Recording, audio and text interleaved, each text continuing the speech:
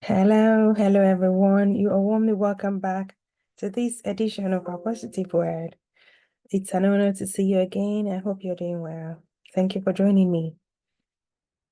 The focus for this session today, who is in your life? As human beings, we were not created to be recluses or hermits or isolated individuals. God intended for us to mingle and interact with others. If that was not the case, maybe Adam would have been left alone in the Garden of Eden, and he would have been the sole occupant of the entire world.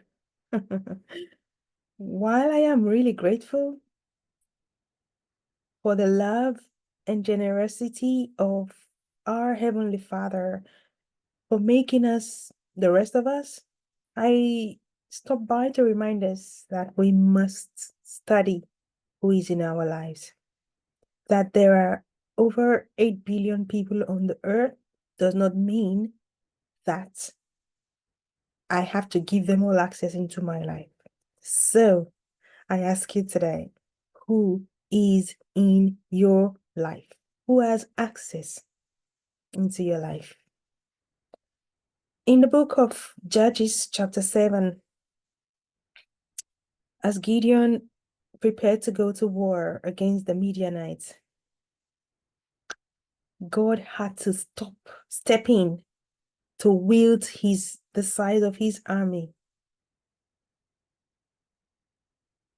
God personally, single-handedly made sure that Gideon only had those that would be relevant in that war. He told Gideon in verse 4 of that chapter 7, I will test them to determine who will go with you. God had to test those people. After Gideon had chosen 32,000 to fight against the Midianites in that war, it took the divine intervention of God to select the most qualified, prepared, and willing soldiers for that battle. The truth is that, my friend, you do not need a lot of people in your life. You only need the right people who recognize, understand, and are willing to work with you. After cutting down the size of the army with Gideon, they won the battle. You can only win when you've got those who should be with you. I urge you not to worry about the numbers that are around you, the number of people you've got. God can still do more with less. Like we see, it doesn't matter if the whole world knows you or recognizes you. That doesn't mean you're successful or you're satisfied, you're contented, you're happy. God can still do more with less. Are you prepared to lose some friends?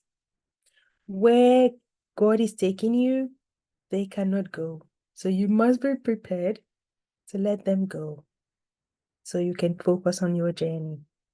You need people who have the same spirit as you do. Just because someone is talented, is gifted, they display some fruits of some kind, that does not mean they belong in your life. Spiritual gifts cannot be the only standard to judge or decide. Otherwise, Balaam's donkey would not have prophesied in Numbers chapter 22. Yes, spiritual gifts are fantastic. They are great. They are relevant. We need them, but they're not the only standard. I am sure that donkey did not have no spiritual gifts. Excuse me.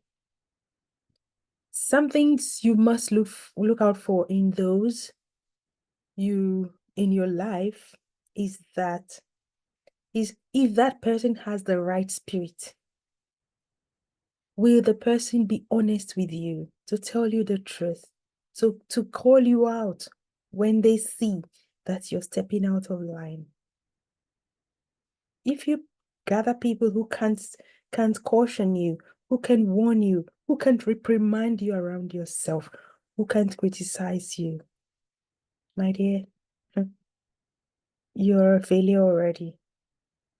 If that person will not patronize you, but they will be able to stand up and say, listen, my friend, can that person weather the storms that will come in your life? Storms come all the time. Will they be able to stand with you when the storms rage? Will there be people who would take correction, careful corrections as well, as genuine compliments? I am by no means asking for people to become loners, isolated people. No, I just want people to understand that their successes depend on having the right people in their lives. This is absolutely important, my friend. Let me remind us that we can never find those right people without the Lord. He will guide and order our steps, as is stated in His word. We must pray, seek His face, and rely on the guidance of God's Spirit in us to get this right. At the end of the day, it is not by our power, it's not by our mind, but by His Spirit in us. May I ask you again, who is in your life? I thank you for joining me today. Until I come your way again, it's goodbye for now as you consider this question. God bless you.